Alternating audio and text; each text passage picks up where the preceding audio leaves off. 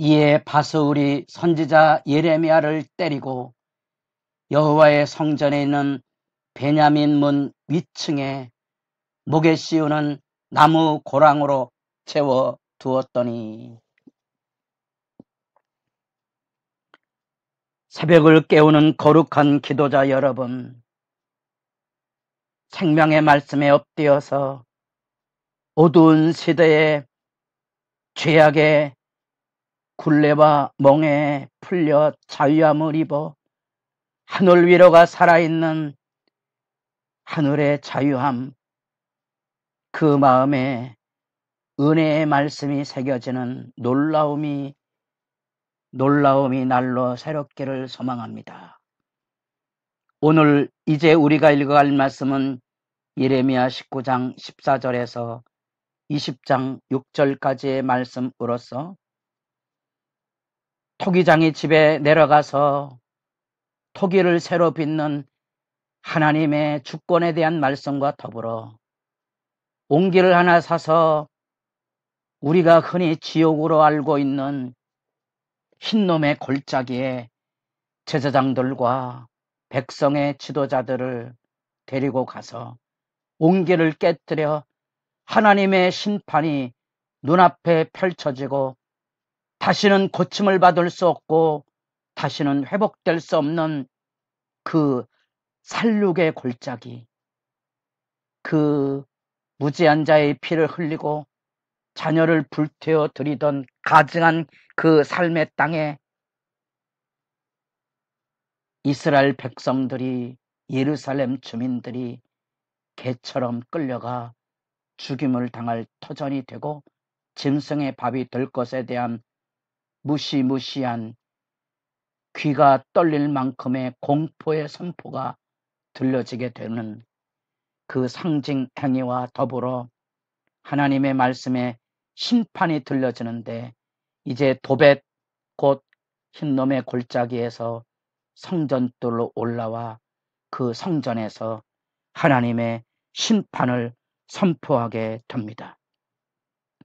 그래서 선지자의 아픈 운명, 축복을 선포해야 환영을 받는데 이제 모든 재앙을 성읍 모든 철락에 듣도록 하나님의 재앙을 선포해야 되는 상황이 이르게 된 거죠.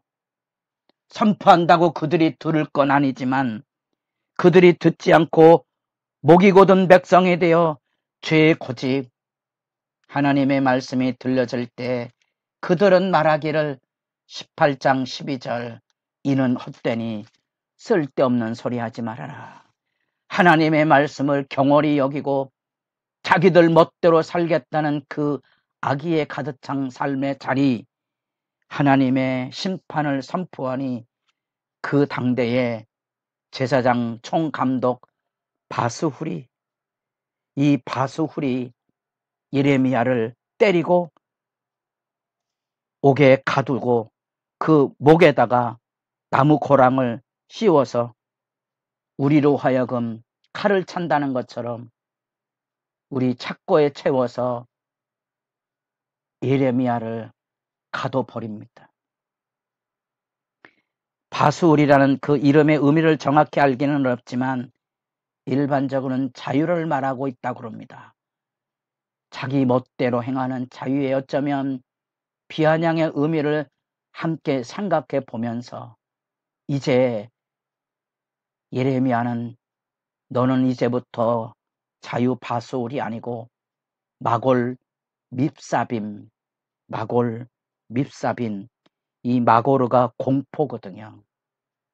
밉사빔, 사방으로부터 밀려 들어오는 그런 공포, 원수들의 칼에 엎드려서 이방의 객이 될 것에 대한 공포의 선포를 마골 밉사빔이라는 말로서 이름을 부르게 합니다. 비록 착고에 채워져 구타를 당하고 투옥을 당하고 입을 봉함을 명령받았지만 그의 말은 살아있는 말씀이 되어서 실제로 실제로 4절 너와 내 모든 친구에게 두려움이 될 것이고 6절 바스우라 너와 내 집에 사는 모든 사람이 포로로 옮겨질 것이나 심판을 명시하는데 그 심판이 쏟아져 들어올 때 바스울 내가 잘났다고 말하지만 너와 내 친구들이 죽음에 내 동댕이 칠 것을 볼 뿐 아니라 내 가족도 내 눈앞에서 그렇게 심판에 내 동댕이 칠 것이라고 선포하며 드디어 북방으로 표현되던 이런 막연한 개념이 구체적인 바벨론 세력임을 명시해주고 그들이 들어와 칼로 그 백성을 살육하고 모든 귀중품과 보물을 약탈하고 다 빼앗아 감으로써 그들은 드디어 눈물의 포로길로 끌려갈 수밖에 없게 될 것인데 슬픈 것은 20장 6절 끝구절 너와 너의 거짓 예언을 들은 내 모든 친구도 그와 같으리라 하셨느니라. 바수를 비롯해서 당대 성전의 제사장들과 유다 왕권을 하나님이 보호해 준다고 거짓 예언을 일삼는 선지자들이 이 성전과 왕궁을 붙들고 있지만 다 무너져 갈 것입니다. 누가 참 선지자인지는 이 심판이 쏟아져 들어온 다음에 확인이 되지 않겠습니까? 누가 참 선지자입니까? 우리가 귀담아 들어야 될 오늘날 우리 시대에 우리 귀에 좋은 이야기가 아니고 그것이 하나님으로부터 왔는가를 살피는 경건.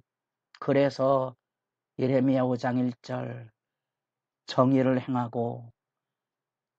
행하고 진실을 구하는 자가 찾아서 보라 한 사람이라도 있으면 그것은 과거의 이야기가 아니고 예수님 시대 안에도 사람들은 주님의 말씀을 마음에 담기를 즐거워하지 아니하였다는 사실들과 심지어 예수님의 제자들도 말귀를 못 알아듣고 예수님이 짊어지고 갈 십자가의 길이 열려져 있는 그때에 그들은 둘러앉아서 누가 높으냐는 자리 싸움을 하고 있는 슬픈 현실을 여러분들이 떠올릴 수 있어야 오늘날에도 요한계시록 2장 3장으로 이어지는 성령이 교회들에게 하시는 말씀을 아프게 듣고 오늘 나와 우리 모두가 하나님의 말씀 앞에 엎드려질 수 있다는 사실입니다. 그 심판의 현장 무대가 드디어 도벳, 흔히 말하고는 흰놈의 골짜기 지옥이란 말 게헨나가 바로 그곳입니다. 그래서 지옥은 일종의 비유 언어지 특정한 장소를 지정하는 말의 개념이 아니라는 거야. 여기 흰놈의 골짜기 도벳이고 지옥이라는 거죠. 그 지역의 현장에서 드디어 성전들로 올라와 하나님의 심판을 선포합니다. 이미 온기는 깨졌습니다. 더 이상 구원은 회복은 치료는 없습니다. 그래서 땅바닥에 뒹굴어 창자가 뒤틀리는 것과 같은 통곡과 절규가 이 예레미야를 붙들게 됩니다. 이 예레미야의 예언함을 들었던 당대의 이 바술 제사장 성정 감독관이 재수없는 얘기를 한다고 사람들의 마음을 흔들게 한다고 구타하고 옥에 가도 입막으로 가리려고 했지만 공포와 전율은 막아낼 길이 없을 겁니다. 거짓 예언을 일삼고 있지만 마골 밉삽임 내 친구 내 가족 모두가 그렇게 사방의 공포 아래 무너져 노략을 당하고 탈취를 당하고 모든 것을 빼앗겨서 포로로 끌려갈 것인데, 거짓 예언하는 사람들은 평안하다 평안하다 평안하다 말할 줄 모르지만, 예레미야는 이곳은 여호와의 성전이 아니라 아니라 아니라 말하였고, 여기 성전에서 내려다보는 지옥과 같은 흰놈의 골짜기에 옹기를 깨뜨려서 이제 이 곳이 살육의 골짜기가 돼서 지옥불이 떨어지듯이, 이제 이 성전에도 하나님의 불의 심판이 저 북방이 아닌 이제 구체적으로 바벨론이라는 군대의 세력이 와서 참혹한 학살과 불지름과 약탈을 일삼게 될 바로 그 실제 역사 이야기, 거짓이 아닌 진실의 이야기, 사람들이 듣고 싶지 않은 그 이야기가 여기 선포됩니다.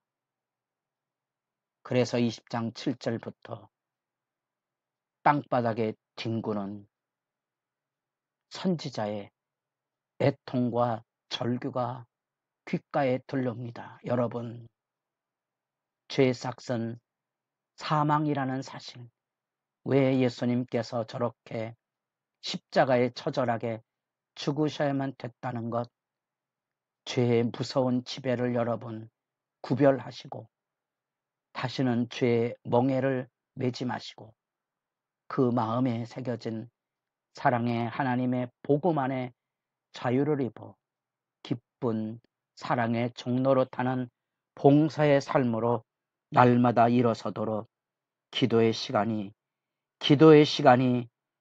깊어져 가기를 바랍니다.